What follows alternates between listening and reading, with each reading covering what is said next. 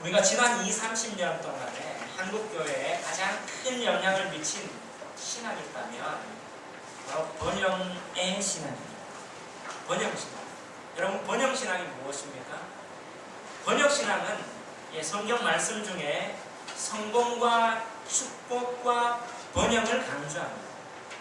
여러분, 성공과 축복, 번영을 강조하는 것, 이것은 잘못된 것이 아니죠.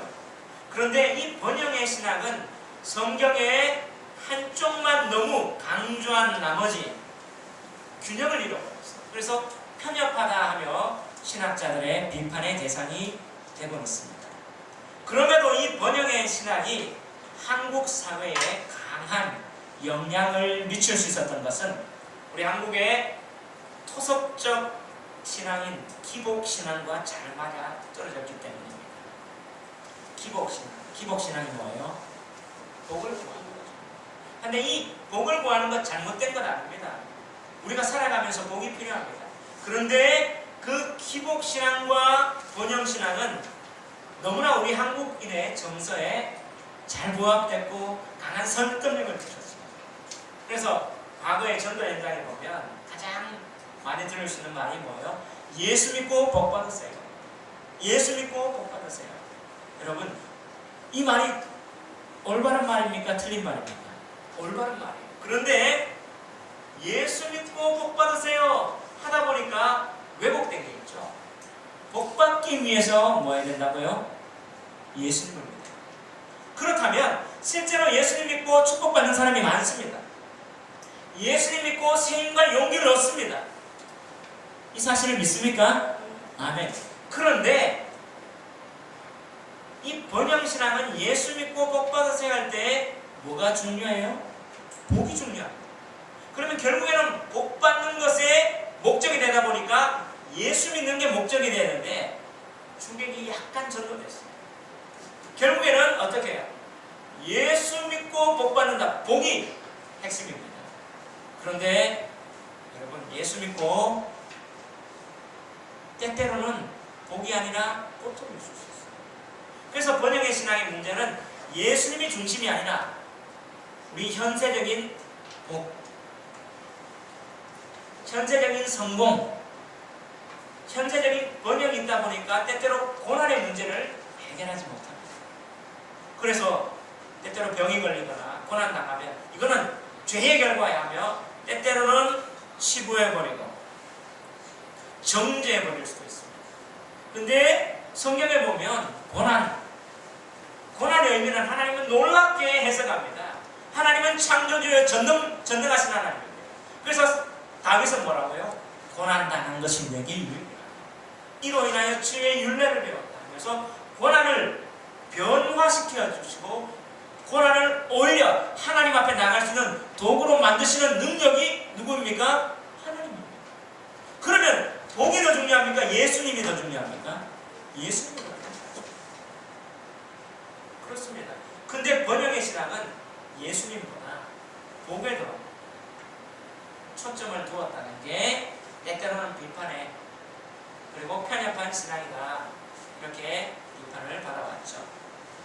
근데 우리의 삶에 보면 예수님을 믿습니다.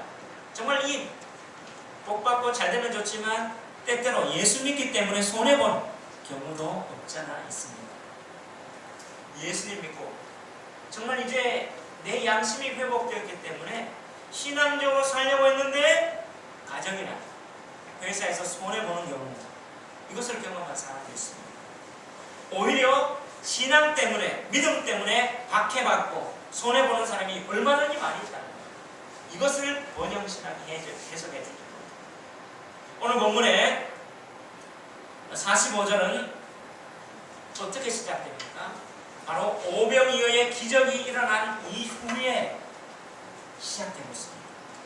예수께서 즉시 제자들을 제쳐가사 자기가 무리를 보내는 동안에 배 타고 앞서 건너편 벳세다로 가게 하시고, 예수님은 이제 기적을 행하신 하나님이시라는 것을 오병이어의 사건을 통해서 증명했습니다. 아멘.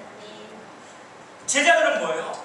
아, 예수님이 우리의 필요를 채워주시는 하나님이시구나. 하늘에서 만나를 내려주셔서 광야에 이스라엘 백성을 먹이시는 하나님이시구나 하는 것을 그들은 어떻게 해요? 오병이어의 기적을 통해서 경험했습니다. 그래서 그들은 어떻게 해요? 우리 삶 속에 예수님으로 만족합니다. 예수님이 있다면 우리를 책임져 주실 겁니다. 광야에서 만나와 메추라기를 먹이시고 공급하시고 입히시는 그 하나님 우리 예수님입니다. 이런 어떤 믿음이 생겼어요. 그래서 오병이어의 기적을 체험한 이 제자들은 예수님이 메시아 하나님입니다. 그러면 예수님의 말씀에 순종하기로 이제 됐다는 거예요. 그런데 예수님이 뭐라고 명령하십니까? 이제 기적을 경험했느냐? 배 타고 건너편으로 가라. 예수님의 명령이 뭐예요? 배를 타고 건너편으로 가라. 그러면 예수님이 하나님이시기 때문에 이 제자들은 이 예수님의 말씀에 순종합니다. 그러면 어떤 일이 일어납니까? 때때로 우리가 하나님 말씀 순종하면 잘 되는 일, 좋은 일, 행복한 일, 기쁜 일, 그런 어떤 즐거운 일이 있을 거라고 상상을 하죠. 근데 오늘 본문에 보면 예수님 말씀 순종하고 기적을 경험했던 그 예수님 하나님의 말씀을 순종했는데 그들에게 어떤 상황이 벌어집니까? 7절에 보니까 저물매 배는 바다 가운데 있고 예수께는 홀로 무태 계시다가 48절에 바람이 그스름으로 제자들이 힘겹게 노젓는 걸 보시고, 자 여러분 여기에서 무엇을 알 수 있습니까? 예수님을 경험했습니다. 기적을 경험했습니다. 예수님이 하나님인 것을 믿습니다. 그리고 예수님 말씀에 순종했습니다. 그런데 그들 앞에 닥치는 상황은 어떤 상황이에요? 힘겹게 노젓는 상황이에요. 바람이 일어납니다. 정말 이 노를 져야 되는 어려운 상황에 닥쳤습니다. 예수님 말씀 순종하면 좋은 일만 생기어야 하는 것이 아닐까요? 그런데 오늘 이 제자들에게 닥친 상황은 어떤 상황입니까? 오히려 말씀을 순종했고 하나님이신 그 예수님의 기적을 경험하고 그 다음에 순종했는데 위기가 닥칩니다. 힘겹게 노를 져야 되는 그런 어려운 상황에 직면하게 된 것입니다. 이것을 통해 오늘 우리에게 주는 메시지가 뭐예요? 때때로 우리도 예수님을 믿기로 결단합니다. 그럼 예수님은 우리에게 다가와서 내가 하나님이다 하며 기적을 베풀어 주십니다. 죄를 용서해 주시는 그 하나님을 경험했습니다.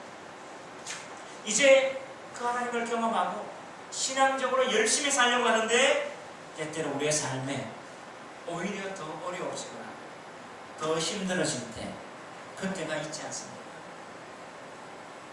그럴 때 우리는 무엇을 어떻게 해야 될까? 이것이 오늘 성경이 말해주는 거예요. 우리가 정말 예수님을 경험했는데 예수님을 믿고 기적을 경험했고 그 예수님의 말씀에 순종했는데 순종했을 때 우리 가운데 뜻하지 않는 위기의 상황을 만나게 될 때, 오히려 고난의 상황을 만나게 될 때 우리가 무엇을 해야 될까요? 두 가지입니다. 첫 번째, 그러한 때도 예수님은 우리를 지켜보시며 그 어려운 상황에 우리에게 오셔서 함께 하신다는 사실을 믿어야 합니다. 한번 따라합시다. 그러한 때도 예수님은 우리를 보시며 그 상황에 우리에게 오셔서 함께 하신다는 것을 믿어야 합니다. 아멘. 정말 우리가 예수님 말씀 순종하고 했는데 어려운 상황이 닥치잖아요. 그때도 예수님이 우리를 지켜보시고 그 상황에 예수님이 오셔서 우리와 함께 하신다는 사실을, 이 사실을 믿는 것을 흔들리지 않아야 돼요. 48절 문제 같이 한번 봅시다. 시작. 바람이 그스름으로 제자들이 힘겹게 노젓는 것을 보시고 밤 사경쯤에 바다 위로 걸어서 그들에게 오사 지나가려고 하십니다. 자, 제자들이 어떻게 순종했는데 바람이 막 그스릅니다. 제자들이 힘겹게 노젓습니다. 그때 제자들이 어떤 반응을 할까?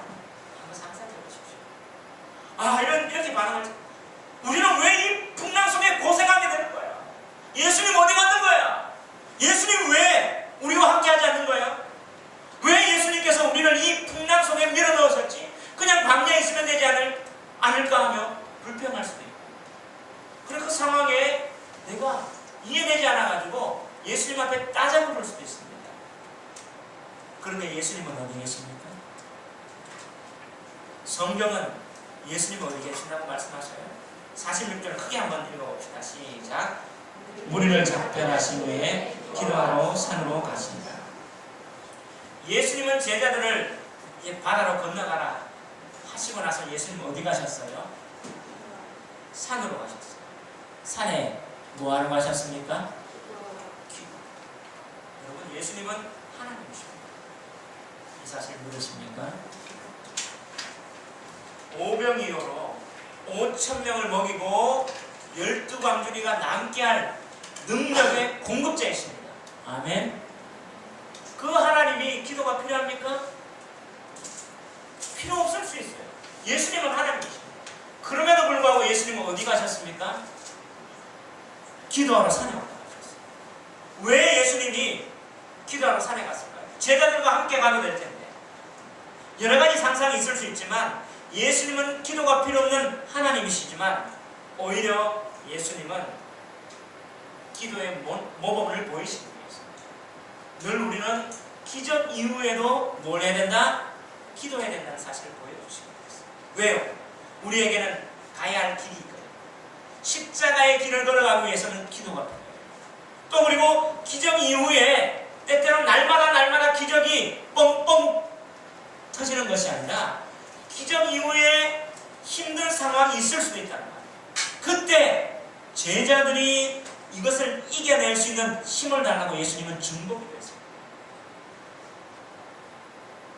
다음 상황에 어쩌면 힘든 상황을 이겨나갈 수 있도록 예수님은 제자들을 위해서 기도할 수 있다는 사실입니다. 여러분, 이것을 통해서 오늘 우리에게 주는 의미가 무엇입니까? 우리의 삶에 폭풍우가 칠 수도 있습니다. 풍랑이 일을 수 있습니다. 힘겹게 노를 저으면서 내 이 삶의 바다, 이 삶의 항해를 어떻게 넘어갈까 하며 정말 살아가는 게 힘들 수 있습니다. 여러분, 살아가는 게 즐거운 겁니까? 힘든 겁니까?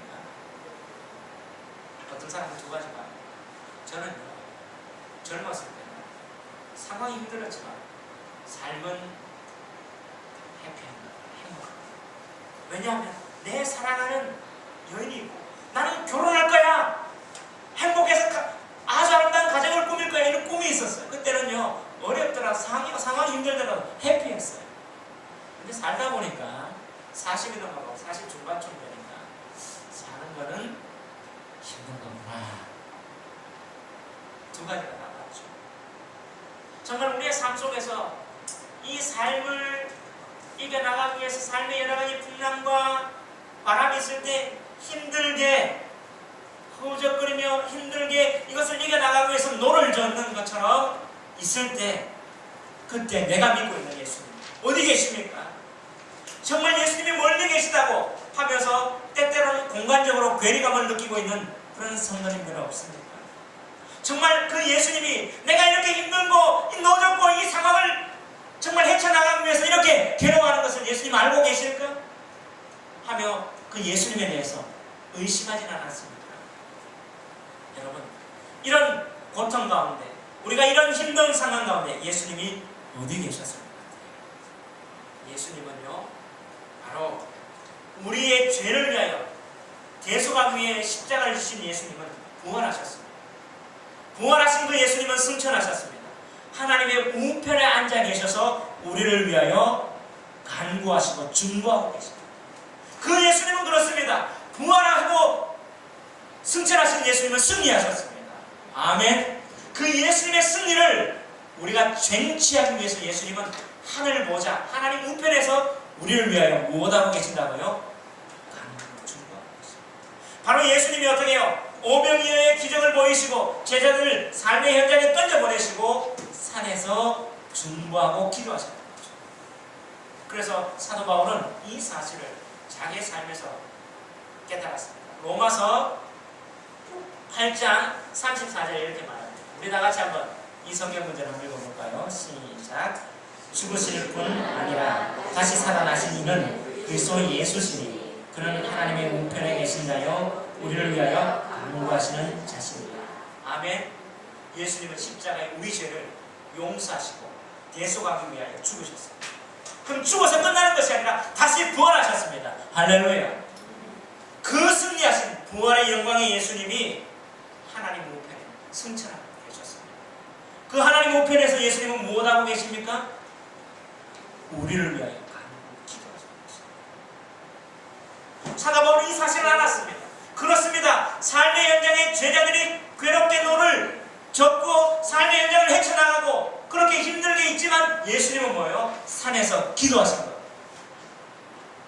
바로 우리를 위하여 죽으셨다는 사실. 그래서 사도 바울은 이 사실을 묵상하다가 35절에 이어서 이렇게 얘기합니다. 우리 로마서 8장 35절 이어서 한번 읽어볼까요? 시작. 누가 우리를 그리스도의 사랑에서 끊으리요? 환난이나 공고나 박해나 기근이나 적신이나 위험이나 칼이냐. 그렇습니다. 로마서 8장은 놀라운 장면이에요.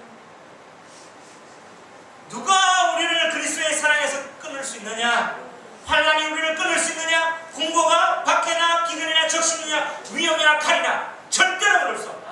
왜냐? 예수님은 우리를 위하여 중보하시고 바로 그 하늘 보좌에서 하나님 우편에서 우리와 함께 정말 기도하시는 그분이시기 때문에 그렇습니다. 현재인도 장래인도 그 누구도 그 어떤 것도 예수님의 그 사랑 십자가에서 우리 죄를 대신하여 죽으신 것 그리고 부활하신 그 승리 그것을 우리가 쟁취하기 위해서 하늘 보좌에서 우리를 위하여 기도하신 그 사랑에서 끊을 수 없다는 사실입니다. 그렇기 때문에 주님께서 지금 내 눈에 보이지 않지만 그 주님은 하늘 보좌에서 우리를 위하여 무엇 하시는 분이십니까? 기도하시고 중보하시는 분이십니다. 이 사실을 우리가 믿는다면 나를 둘러싼 환경이 폭풍치고 힘든 그 상황에서 우리는 어떻게 해요? 염려할 것이 없어요. 왜요? 그 예수님이 나를 보시고 나를 위해 기도하고 계시기 때문에 오늘 48절에 이렇게 말합니다. 바람이 거스름으로 제자들이 힘겹게 놓아졌는 것을 무엇하시며? 보시며. 예수님이 뭐라고요? 보십니다. 오늘 여기서 중요한 동사가 뭐예요? 나를 위해 보신다. 그 산에서 어떻게 해요? 기도하시면서 제자들이 어떻게 삶의 풍랑, 폭풍 후 힘든 것을 넘어갈까? 보신다. 제가 이번 가족 캠프 때 우리 막내 예서가 강에서 헤엄치며 부모님과 잘 놀고 있더라고요. 바로 이 강에서 물이 흘러가니까 유수강이에요. 물이 흐르는 풀이에요. 막 이렇게 헤엄치고 놀아요. 아, 제가 이거 봅니다. 쭉 보고 있다가 올라갈 때는 힘들어요. 그러면서 제가 수영을 좀 하잖아요. 라이프가드 자격증을 따려고 생각까지 했던 사람. 훈련 정도, 그 정도 신경이 되는 거예요. 그런데 제가 물에는 들어가지 않고 계속 보고 있습니다. 왜요? 혹시나 우리 예서가 놀다가 위기 상황에서 어떡할까? 그리고 흐뭇하게 잘 놀고 있는 것은 잘 놀면 또 보았습니다. 마찬가지로 우리 삶의 현장에서 예수님을 어떻게 하늘 보좌 우편에서 우리를 보고 있습니다. 잘 놀고 있습니다. 그러나 혹시나 힘들면 바로 예수님이 그 하늘 보좌 우편에서 우리를 보고 계시다는 사실을 기억했어요. 오늘 예수님이 어떻게 해요? 산에 올라가서 보셨다는 거예요. 그 우리를 보시는 예수님은 위기의 상황에서 어떻게 해요? 예수가 힘들면 어떻게 해요? 제가 언제라도 뛰어갈 것처럼 아빠를 보고 있습니다. 바로 예수님은 어떻게 힘든 상황에서 보고만 계셨지 않습니까? 어떻게 해요? 오늘 여기서 뭐예요? 보시고 밤 사형중에 바다 위로 걸어서 그들에게 오사. 예수님은 뭐예요? 보시고 걸어서 왔습니다. 예수님은요, 이 제자들이 너무 힘든 그 상황에서 어떻게 해요? 걸어서 오시는 분이십니다. 보고 계시던 그냥 기도만 하시는 예수님이 아니셨어요. 바로 그들에게 오시는 예수님입니다. 언제 오십니까? 정확한 도움이 필요합니다. 정말 예수님이 그들이 가장 예수님의 도움이 필요할 그때에 예수님이 오신다는 거예요. 그 시간이 언제였습니까? 오늘 이 시간이 나와 있어요. 언제 예수님이 그들에게 오셨어요? 밤 사경쯤. 언제부터 풍랑이 불었고 언제부터 그들이 노졌는지는 기록되지 않아요. 그러니까 예수님이 그들 가운데 가셨던, 도우러 가셨던 시간은 기록되어 있어요. 그 시간이 몇 시예요? 밤 사경. 이스라엘의 시간은요 1경, 2경, 3경, 4경 이렇게 되어 있어요. 밤은 1경, 2경, 3경, 4경. 자, 됐는데 낮은 어떻게 해요? 1시, 2시, 3시, 4시 이렇게 되어 있어요. 그래서 낮에 요한복음 사도행전 3장에 보면 3시 기도 때 이렇게 돼 1경, 2경, 3경, 4경. 낮은 1시, 2시, 3시, 4시 3시간 단위로 되어 있어요. 1경은 뭐예요? 6시부터 9시. 2경은요 9시부터 12시. 3경은 뭐예요? 12시부터 3시. 4경은 뭐예요? 3시부터 6시 되어 있어요. 그러니까 1시는 6시부터 9시 이렇게 3시간 되는데 여러분 3시부터 9시가 밤 4경입니다. 이 시간이요 전 우주, 지구에서 가장 조용한 시간이 언제인 줄 아세요? 4경이에요. 제일 깊은 시간이 언제인 줄 아세요? 4경이에요. 제가 편의점에서 아르바이트를 하다 보니까 12시, 1시까지는 사람들이 와요. 3시가 되면 사람이 안 와요. 3시, 4시까지는요 1시간 되면 한 명 올 겁니다. 제일 깊은 시간. 잠자는 시간. 여러분, 예수님이 지금 언제 이들에게 오셨습니까? 밤 사경, 새벽 3시에서 6시. 바로 한밤의 가장 절정인, 가장 사람들이 없는, 어쩌면 이 시간 제자들이 노졌다가 어떻게 해요? 밤부터 노졌다가 포기했을 수도 있을 그 시간, 오히려 낙심할 시간, 이제 포기해야 되겠다 하면 절망의 시간, 그 시간대에 누가 오셨습니까? 예수님이 오셨다. 여기서 무엇을 알 수 있습니까? 때때로 내가 주님께 도움을 요청을 구하는 시간과 주님이 내게 도움을 주러 오시는 시간의 차이가 있을 수 있다. 나는 지금 왔으면 좋겠는데 주님은 언제 오십니까? 가장 우리가 힘든 시간에 오신다. 때때로 주님이 도우실 그때와 내가 요청하는 시간에 갭이 있을 수 있다는 사실을 기억하십시오. 왜 그렇습니까? 바닷가에서 응급 구조를 하는 사람들의 얘기를 들어보면 우리 이번 캠프에서도 막 이렇게 얘기해요. 물에 빠지면 언제 구하는 게 제일 좋느냐. 사람이 좀 먼저 빠졌을 때는 파닥파닥한 힘이 있어요. 그때 들어가면 어떻게 해요? 자기가 상하고 아무리 수영을 잘하는 그 사람을 잡고 같이 눌러서 같이 죽게 돼요. 그러면 언제 구조를 해야 되냐? 파닥파닥 하다가 어떻게 해요? 꼬르륵 하면 죽기 직전에 힘이 다 빠졌을 때 그때 응급구조대원이 해서 어떻게 해요? 그 사람의 머리를 딱 잡아보면 뭐예요? 힘이 빠졌기 때문에 구조할 수 있는 시간이에요. 그때 구조할 때 구조가 됩니다. 저는 이것을 경험했어요. 지금 한 7, 8년 전에 제가 한수영 한가로 경포대에 가면 해수욕장 있죠. 오리바다가 있고 신리바다, 바위가 있어요. 제가 거기에 한 사람이 헤엄쳐서 오더라고요. 물어봤어요. 그 사람은 강릉에 사는 사람. 아침마다 헤엄을 친대. 그럼 나도 할 수 없냐? 그 사람은 오리바를 꼈더라고요. 할 수 있다. 나와 같이 하라. 수영을 해서 갔습니다. 제가 연수반에서 수영을 하다가 그때는 한 1년 정도 쉬었던 때였어요. 근육이 다 풀어졌던 때인데 그래도 옛날 수영시키고 갔어요. 가다가 너무 멀리 온 거예요. 돌아가라 하면서 그 사람한테 내가 돌아갈게 하면서 갔는데 수영을 했는데 조류 때문에 아무리 헤엄을 쳐도 그 자리인 거예요. 그때 제 마음에 불안감이 헉 하면서 아무리 쳐도 어떻게 해요? 그때부터 힘들구나. 안 나가요. 이제 물에 빠져 죽겠구나.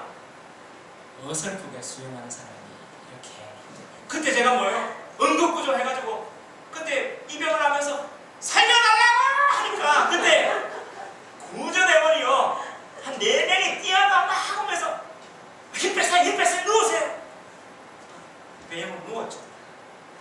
사람이 내가 힘 빠졌는지 안 빠졌는지 한 4명이 장장장장 와서 보다가 제가 힘이 빠졌거든요. 그때 딱 한 사람이 내 머리를 잡고 다른 사람이 탁 밀고 힘 빼세요 하면서 구조되는데요. 구조대가 구조 그 사무실에가 이름 적고 주소 적고 주민등록을 했는데 제 입이요 새파래져가지고요 죽당사를 이렇게 갔는데 그때 구조대원이 어떻게 구조하느냐? 내가 힘이 빠져. 여러분 그렇습니다. 마찬가지로 예수님이요 주님 도와주세요 하는데 내 힘이 있을 때는 아직 안 도우세요. 그때는 어떻게 주님의 도움 안 받아줄 수 있어요. 내가 힘이 다 빠졌습니다. 그때 주님 오십니다. 여기서 알 수 있는 사실은 뭐예요? 주님이 내 힘이 빠졌을 때 주님의 시간표에 주님의 때에 우리에게 도우러 오신다는 사실이에요. 그리고 또 알 수 있는 사실은 주님은 반드시 오신다는 사실입니다. 반드시 오십니다. 여러분 지금 힘들어하는 성도님 있습니까?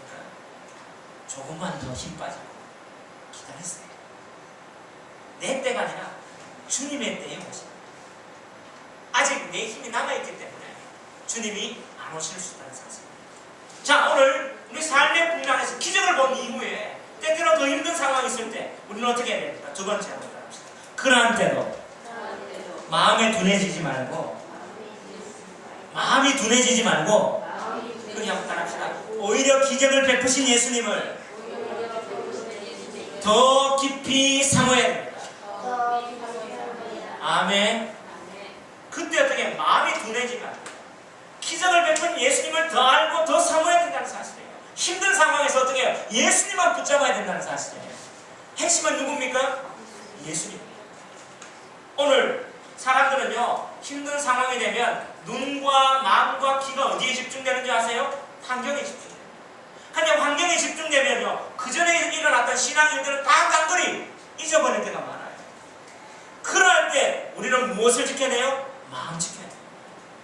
이들 제자들이 힘들게 노정을 쓸 때 그 전의 상황이 어떻습니까? 오병이어의 기적을 베푸신 그 예수님, 그 예수님에 대해서 그들은 잊어버렸어요.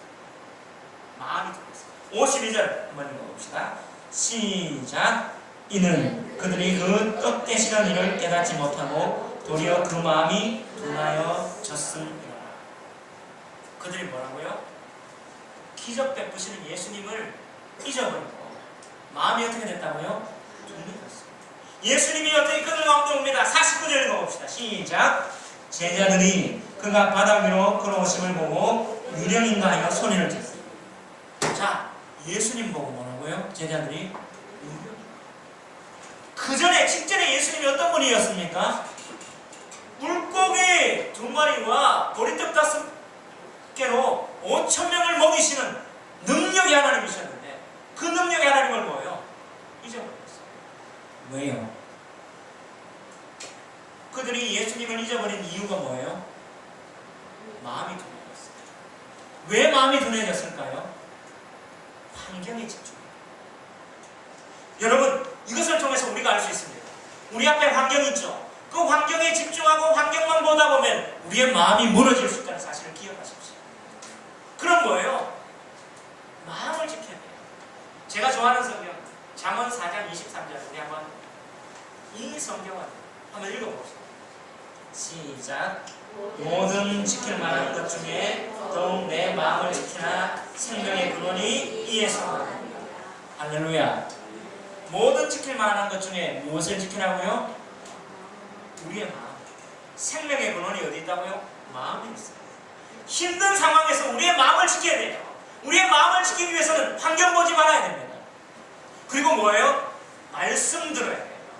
오늘 잠언 4장 23절 이후에는 뭐예요? 너희는 말을 들어라. 내 말을 들어라. 말씀을 들어라. 이렇게 마음 지킬 수 있는 방법은 뭐예요? 말씀을 듣는 거예요. 환경 보지 않고 말씀 듣는 거예요. 오늘 50절, 51절. 자, 50절은 남자가 읽고 51절은 여자가 읽겠습니다. 우리 하나님 교회에 있는 방식대로 한번 읽어봅시다. 시작. 예수를 보고 놀라니라. 이에 예수께서 그들에게 말씀하여 이르시되 안심하라. 너희는 두려워하지 말라 하시고 배에 올라 그들에게 가시니 바람이 그치는지라 제자들이 마음에 심히 놀라니. 아멘. 합니까? 그들에게 말씀하십니다. 마음을 지키는 이 환경 속에 이길 수 있는 그 능력이 뭐예요? 그 방법이 무엇입니까? 예수님의 말씀을 듣는 거예요. 예수님 뭐라고 말씀하십니까? 안심하라, 내니 두려워하지 말라. 지금 예수님이 말씀하시는 이 말씀이 모든 상황을 바꿔놓았습니다. 여러분, 예수님이 오늘 우리에게 말씀하시고 그 말씀을 경험하면 우리의 모든 상황이 바뀌어진다는 사실을 믿으시기 바랍니다. 예수님은 이 제자들에게 다가왔습니다. 그리고 무엇이라고 말씀합니까? 안심하라, 내니 두려워하라. 여러분, 여기서 예수님이 말씀하신 말씀은 세 가지로 나올 수 있어요. 안심하라는 거예요. 그 모든 상황에서 상황을 보면 두려워할 수 있어요. 상황을 보면 불안할 수 있습니다. 근데 어떻게 해요? 예수님의 말씀을 보고 예수님을 보면 우리의 영적인 눈을 예수님께 고정하면 뭐예요? 안심할 수 있다는 사실. 그 안심하라 하면서 예수님 뭐라고요? 내니. 오늘 이 내니란 말은 아주 독특한 표현이에요. 이 내니란 말은 바로 하나님 자신을 지칭하는 표현입니다. 출애굽기 3장에 보니까 모세가 가시떨기에서 하나님의 능력을 받습니다. 그때 네가 애굽으로 가라 할 때 모세가 내가 하나님을 어떻게 말하니까 할 때 나는 곧 나다. I am that I am. 이 말이요, 내니라는 말이에요. 이 말이 뭐예요? 여호와란 말이죠. 오늘 예수님은 뭐예요? 그 구약의 이스라엘 하나님 자기 자신을 계시하는 그 하나님. 이 말은 헬라말로 에고에임이라는 이 독특한 하나님을 지칭하는 표현이에요. 예수님이 자기 자신을 계시할 때, 예수님이 자기 자신을 하나님으로 나타낼 때 뭐라고 해요? 내니. 이 말은 뭐예요? 에고에임. 나는 나다. I am that I am. 똑같은 말이에요. 요한복음에 보면 나는 길이요, 나는 빛이요, 나는 생명이요. 이 말이 에고에임이라. 나는 나다 이 말이에요. 예수님 뭐라? 나는 하나님이란 말이에요. 여러분, 예수님이 하나님이시라는 사실을 들으시기 바랍니다. 이 말씀을 믿으시기 바랍니다. 그럴 때 두려움이 있어요. 제가 우리 하나님 가족 캠프 때 이런 얘기를 했어요. 내게 하나님은 어떤 분입니까? 고백합니다. 어떤 사람은 내게 당당하게 하시는 분입니다 하는데 요즘 저는 이런 내 생각보다 내게 최상의 것을 주시는 하나님입니다 이런 고백을 했어요. 근데 요즘 그 고백이 바뀌었어요. 하나님은 하나님이십니다. 제가 설거지하거나 정말 길을 걸어가거나 밥을 먹거나 성경을 읽을 때도 요즘 계속 이 고백이에요. 하나님은 하나님이십니다. 환경 보지 않고 하나님은 하나님이시란 말은 뭐예요? 환경을 뛰어넘어서 우리에게 안심하라, 두려워하지 말라, 풍랑도 거치게 하시는 능력의 하나님이십니다. 사람의 생각으로 불가능하지만 하나님은 할 수 있는 그 전능하신 하나님이란 말이에요. 여러분 따라합시다. 하나님은 하나님이십니다. 그 예수님이 이렇게 말합니다. 내니 나는 하나님이라.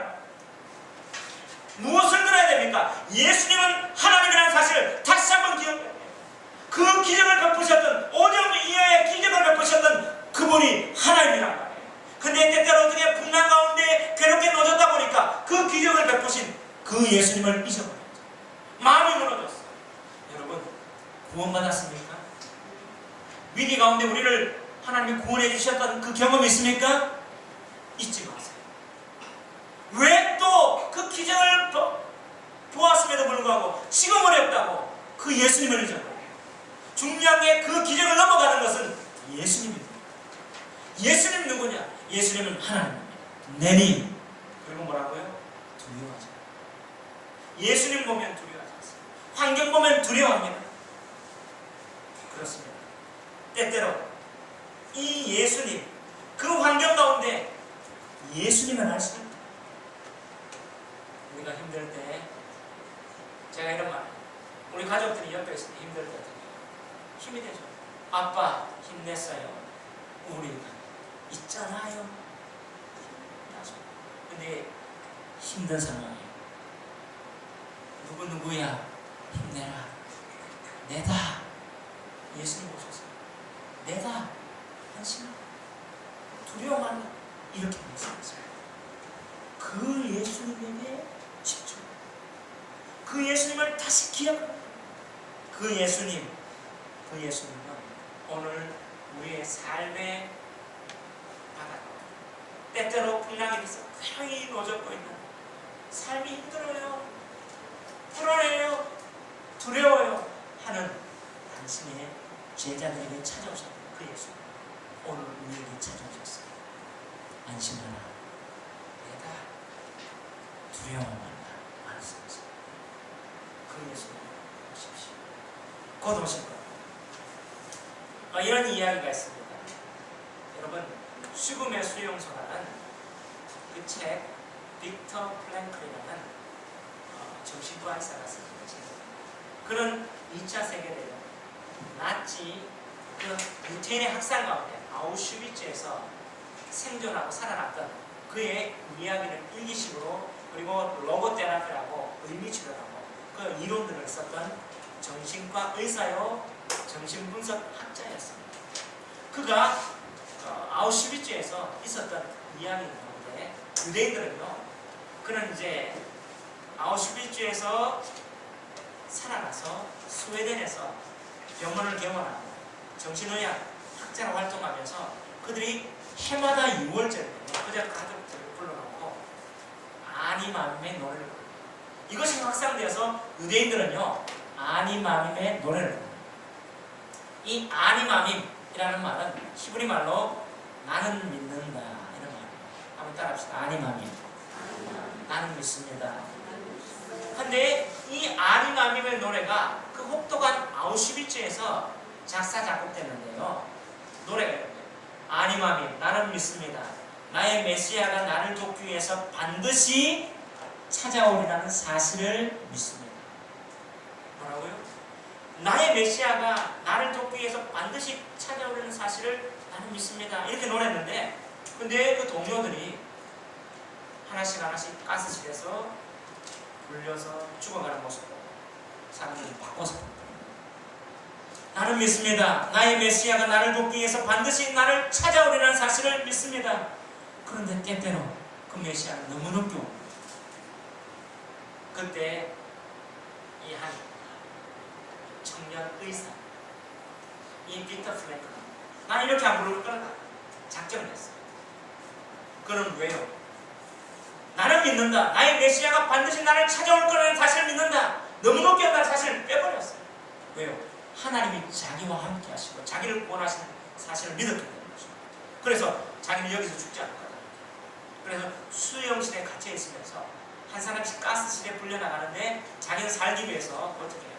날마다 안 말랐지만 힘이 없이 유약하게 보였지만 살기 위한 눈에 강렬한 눈빛을 가지고 있었어요. 어느 날 갑자기 조용하게 유리 파편 조각 하나 죽었어요. 달콤하게 가면서 새벽마다 면도로 수염 하나 없이 깨끗한 그 모습에 보면서 강수가 죽을 사람을 쳤는데 이 사람의 강렬한 눈빛과 수염 하나 없는 깨끗한 얼굴 속에서 늘 비켰다. 결국에는 전쟁이 끝났습니다. 아우슈비츠 포로가 해방되어 이 사람을 어떻게 이 수용소의 문을 나오면서 아님의 마음의 노래를 부릅니다. 아니마빔, 나는 믿습니다. 나의 메시아가 나를 돕기 위해서 반드시 나를 찾아오리라는 사실을 믿습니다. 이 아니마빔의 연가가 계속 불려지는데요. 그런데 그가 그의 가족들과 스웨덴에서 부르면서 또 이렇게 고쳐봅니다. 아니마빔, 나는 믿습니다. 나의 메시아가 나를 돕기 위해서 반드시 나를 찾아오려는 사실을 믿습니다. 그런데 사람들은 너무 서두릅니다. 사람들은 너무 서둘러 믿음을 포기합니다. 어떻습니까? 이 빅터 플랭크는 실존합니다. 죽음의 수용소에서 책을 한번 읽어보세요. 믿음. 누가요? 예수님이 밤 사경에 찾아오셨다. 괴롭게 눈을 잡고 있는 그 제자들을 예수님은 그냥 내버려 두시지 않고 보고 계셨어요. 오늘 우리의 삶에 그런 바다 가운데 괴롭게 눈을 잡고 힘들게 있는 그런 성도는 있습니까? 예수님 보고 있습니다. 근데 그 예수님, 나의 메시아가 반드시 찾아온다는 사실을 믿으십니다. 언제? 밤새 내가 가장 힘든 그때 예수님을 보십니다. 그리고 내니 안심하라 두려워하라 말씀하십니다. 우리 한번 눈을 감아봅시다. 우리 삶의 현장에서 힘들고 고통스러워서 삶을 포기하고 너무너무 힘들어요. 왜 예수님이 오지 않아요? 하며 괴롭고 불평했던 그런 성도님도 있습니다. 그 예수님은 우리를 보고 계십니다. 하늘 보좌에서 우리에게 중보하고 계십니다. 그 예수님이 반드시 오신다는 사실, 밤 사경에 오신다, 예수님의 때에 오신다는 사실 믿으시기 바랍니다. 오늘 그 예수님, 그 사실을 믿습니다. 포기하지 않겠습니다. 그런 영혼들이 있다면 두 손을 가슴에 놓아주십시오. 하나님, 오늘 이 말씀을 통해서 때때로 내 삶에 이 한 해가 너무나 힘들고 너무나 고통스러웠습니다. 또 때로는 경제적인 위기 때문에, 때때로는 관계의 힘듦 때문에 괴로워했습니다. 예수님이 있냐고, 예수님 언제 오냐고 불평하며 탄식했습니다. 그런데 그 예수님은 보고 계시고 나를 위해 기도하시고 예수님의 때에 찾아오시는 나의 구주, 나의 하나님이라고 말씀을 믿습니다. 이제 그 주님을 의지합니다. 도와주시옵소서. 안심하라 내니 두려워만 하셨던 예수님, 나에게 힘을 다하여 주시옵소서. 예수님의 이름으로